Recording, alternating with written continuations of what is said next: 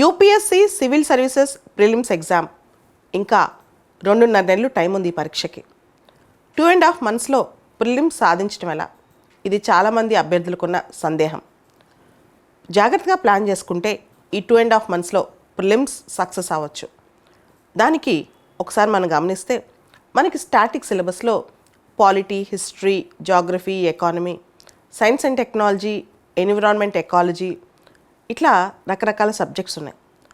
వీటన్నిటిని మనం వారానికి ఒక సబ్జెక్ట్ పెట్టుకుని రివిజన్ చేయాలి. ఒక్కొక్కసారి కోర్ బేసిక్స్లోంచే క్వశ్చన్స్ అడుగుతారు. అంటే ఎన్సీఆర్టీ, సిబిఎస్ఈ బుక్స్లో ఉండే బేసిక్స్ ఒక్కసారి అడిగేస్తారు కొన్ని క్వశ్చన్స్. అలానే జాగ్రఫీ అట్లాస్లోంచి ఇలాంటి క్వశ్చన్స్ అనమాట. సో ఎప్పుడు కూడా స్టాటిక్ సిలబస్ని వదిలేసి ఓన్లీ కరెంట్ అఫైర్స్ మీద ఫోకస్ పెట్టకూడదు. దాంతోపాటు అంటే స్టాటిక్ సిలబస్ రివిజన్ చేస్తూ డైలీ ఒక 3-4 hours అదే సబ్జెక్ట్ మీద కరెంట్ రిలేటెడ్ టాపిక్స్ చూసుకోవాలి. అంటే static plus current affairs. And ఈ 75 days రాబోయే 2.5 నెలలు రోజుకు ఒక మాక్ టెస్ట్ చేయాలి. ఎవ్రీడే ఒక ప్రాక్టీస్ పేపర్. ముందుగా యూపీఎస్సీ సివిల్ సర్వీసెస్ ఎగ్జామినేషన్ 20 సంవత్సరాల పాత క్వశ్చన్ పేపర్స్ ట్రెండ్స్ ఒకసారి రోజు గమనించాలి. దాంతోపాటు యూపీఎస్సీ ఈ మధ్య కండక్ట్ చేసిన రకరకాల ఎగ్జామ్స్లో మల్టిపుల్ చాయిస్ క్వశ్చన్స్ని ప్రాక్టీస్ చేయాలి. లాస్ట్ ఇయర్ సిఏపిఎఫ్ ఎగ్జామ్స్ కావచ్చు, assistant provident fund commissioner exam కావచ్చు, ఇట్లా యూపీఎస్సీ కండక్ట్ చేసే రకరకాల పరీక్షలకు సంబంధించిన క్వశ్చన్ పేపర్స్ కలెక్ట్ చేయాలి. క్వశ్చన్స్ సేమ్ రిపీట్ కాకపోయినా ఆ థీమ్స్ మీద ఫోకస్ పెట్టాలి. ఎటువంటి థీమ్స్ మీద క్వశ్చన్స్ అడుగుతున్నారు, ఈ సంవత్సరం ఆ థీమ్స్ ఏ విధంగా మార్చి అడగవచ్చు, దాని మీద మనం ఎక్కువ ఫోకస్ చేయాలన్నమాట. సో ఎవ్రీడే ఒక proper time table, static syllabus revision, current related topics రోజుకి 3-4 hours టైం పెట్టుకుని ఖచ్చితంగా అవి చేయటం నెక్స్ట్ 2.5 months. దాంతోపాటు రోజుకొక మోడల్ పేపర్. ఇవన్నీ చేస్తూ ఎక్కువ మంది నెగ్లెక్ట్ చేసేది సీసాట్ అనేది క్వాలిఫైయింగ్ పేపర్ మాత్రమే.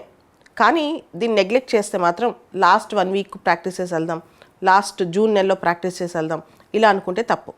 సీసాట్ పేపర్ అనేది రాను కాంప్లెక్స్ అయిపోతుంది. ముఖ్యంగా సీసాట్ పేపర్లో టైం మేనేజ్మెంట్ కష్టం అవుతుంది. కాబట్టి 2011లో ఎప్పుడైతే సీసాట్ ఇంట్రడ్యూస్ చేశారో అప్పటి నుంచి 2023 ప్రిలిమ్స్ సీసాట్ పేపర్ వరకు మొత్తం ఈ 13 సంవత్సరాల సీసాట్ పేపర్ని ఒక్కొక్క పేపరు 5 సార్లు రివిజన్ చేయాలి. సో ఇది కంపల్సరీ చేయాలి.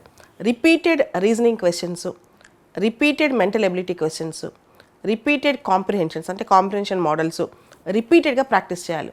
సో పాత పేపర్స్ ఎక్కువ చేయటం వల్లే సీసాట్లో కూడా మనం అంటే రిపీటెడ్గా పాత పేపర్స్ సాల్వ్ చేయడం వల్ల కూడా సీసాట్లో మన ఎక్యురసీ కానీ స్పీడ్ కానీ పెరుగుద్ది అనమాట.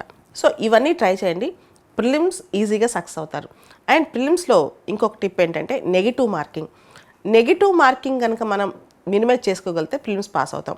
ఆ నెగిటివ్ మార్కింగ్ మినిమైజ్ చేసుకోవడం ఎలా, మన ఎక్యురసీ రేషియో అంటే మనం ఎంత బాగా కరెక్ట్గా పెడుతున్నాము, 100 పెడుతుంటే క్వశ్చన్స్ దానిలో ఎక్యురసీ ఎంత ఉందో చూసుకోవాలన్నమాట. సో ఎలిమినేషన్ టెక్నిక్స్ నేర్చుకోవడం ద్వారా ఇప్పటి నుంచి ఎలిమినేషన్ టెక్నిక్స్ ప్రాక్టీస్ చేయడం ద్వారా కూడా మనం నెగిటివ్ మార్కింగ్ని నివారించవచ్చు. ఇవన్నీ కూడా ఈ రోజు నుంచే మొదలెడితే మంచిది.